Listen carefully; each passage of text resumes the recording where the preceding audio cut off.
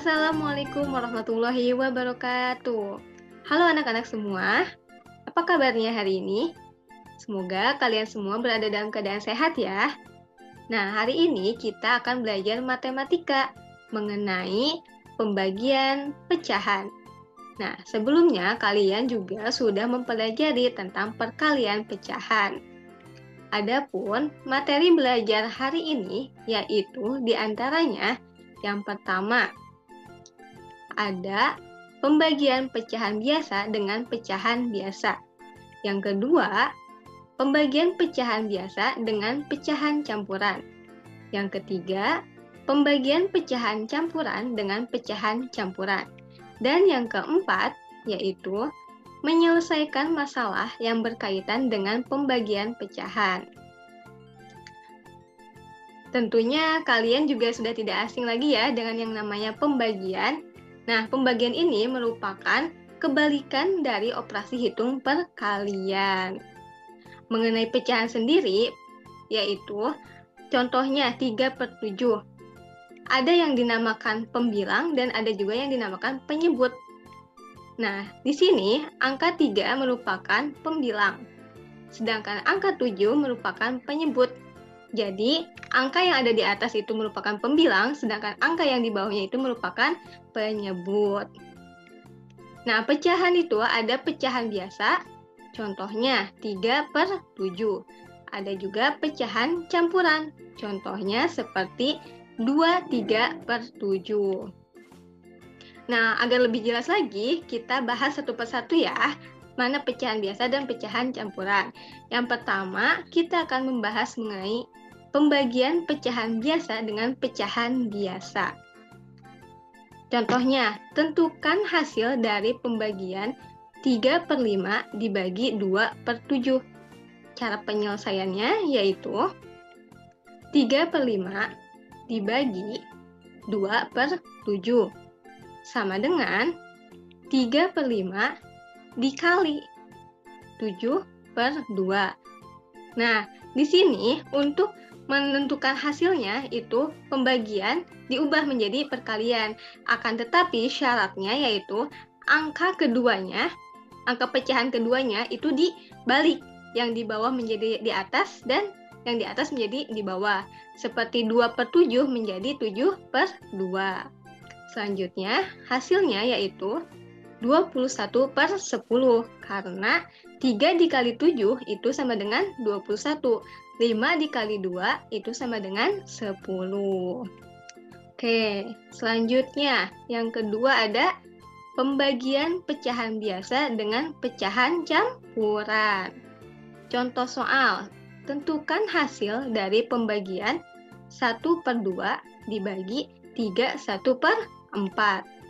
Cara penyelesaiannya yaitu 1/2 dibagi 3/1/4 sama dengan 1/2 dibagi. Nah, di sini ada pecahan campuran. Kalau ada pecahan campuran, maka pecahan campuran ini diubah terlebih dahulu ke pecahan biasa. Cara mengubahnya yaitu dengan mengalihkan 4 kali 3. 4 kali 3 sama dengan 12.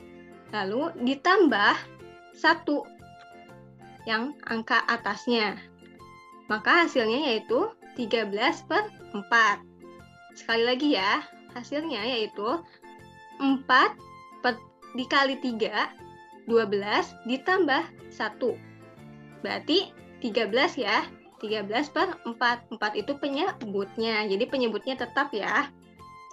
Nah, sama dengan 1/2 dikali 4/13. Ingat ya, untuk menentukan hasil pecahan pembagian ini, pembagiannya diubah ke perkalian. Akan tetapi, angka kedua pecahannya itu dibalik. Seperti itu. Maka hasilnya yaitu 4/26. Dari mana 4/26? Yaitu dari 1 dikali 4, 4.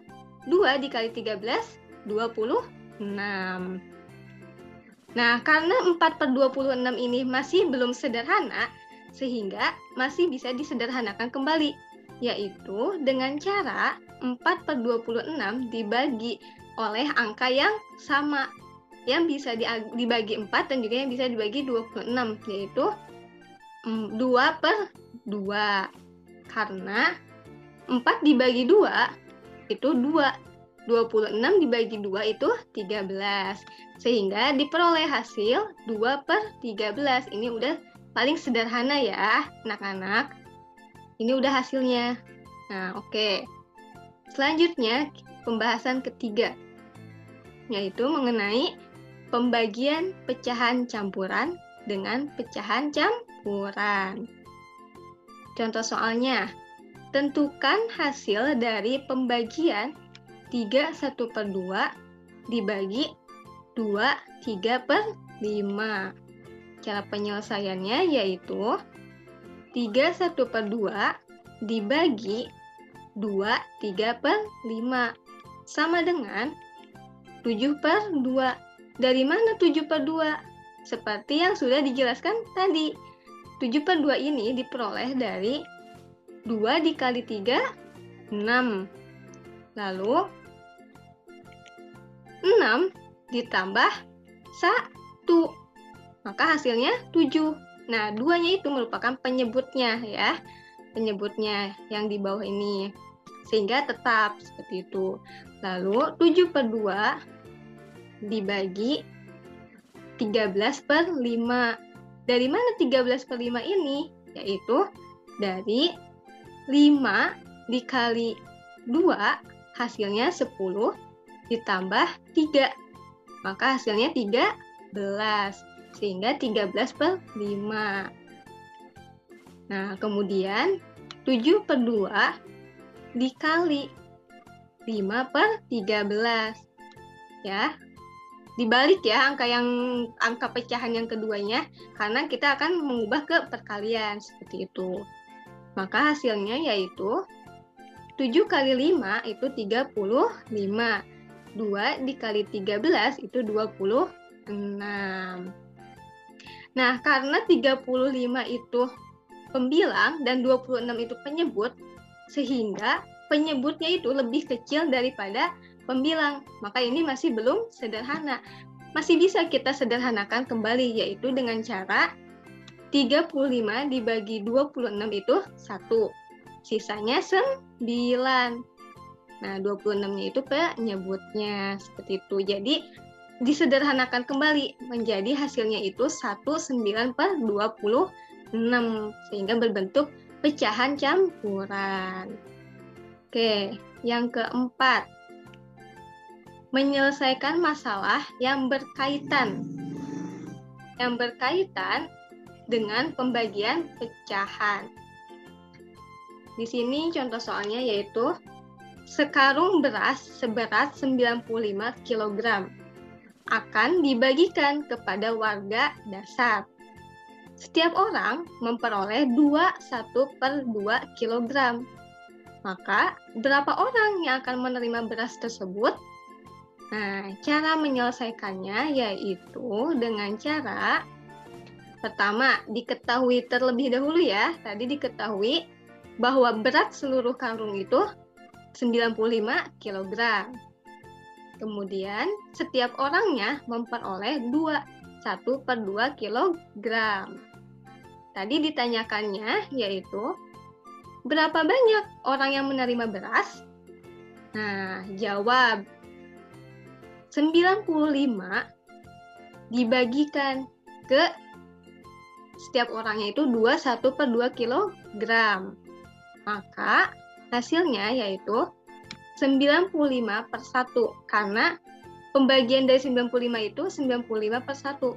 95 dibagi 1 hasilnya 95 kan? Oke.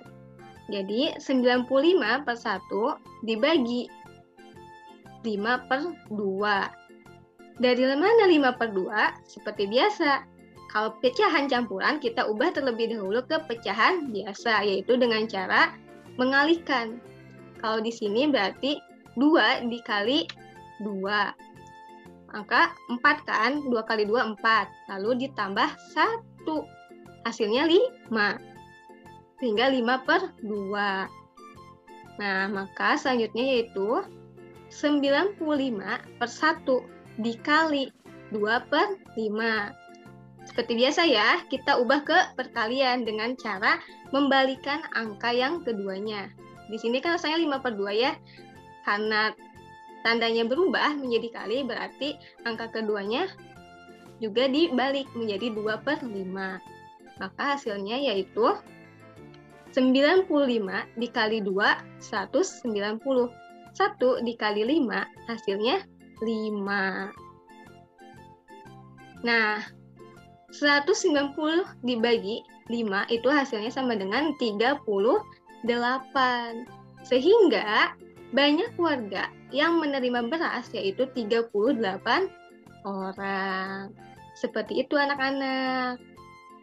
Nah, dari penjelasan tadi dapat kita simpulkan ya bahwa langkah untuk mengerjakan soal pembagian pecahan itu yang pertama, kita mengetahui dulu apakah bentuk pecahannya itu campuran atau pecahan biasa.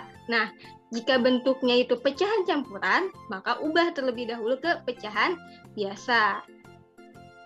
Namun, jika bentuknya sudah pecahan biasa, maka tanda bagi itu diubah menjadi kali. Lalu yang ketiga itu, kemudian pecahan yang keduanya atau yang di belakang angka yang pertama itu dibalik. Yang di bawah menjadi atas, yang di atas menjadi di bawah. Seperti itu. Setelah itu baru deh dikalikan hasilnya.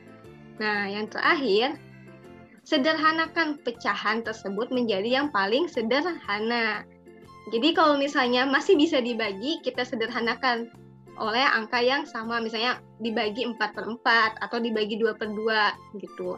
Tapi kalau misalnya udah nggak bisa dibagi, berarti itu yang paling sederhana. Seperti itu anak-anak. Semoga dapat dipahami ya pembelajaran matematika mengenai pembagian pecahan ini. Terima kasih, cukup sekian. Wassalamualaikum warahmatullahi wabarakatuh. Sampai ketemu di pembelajaran berikutnya.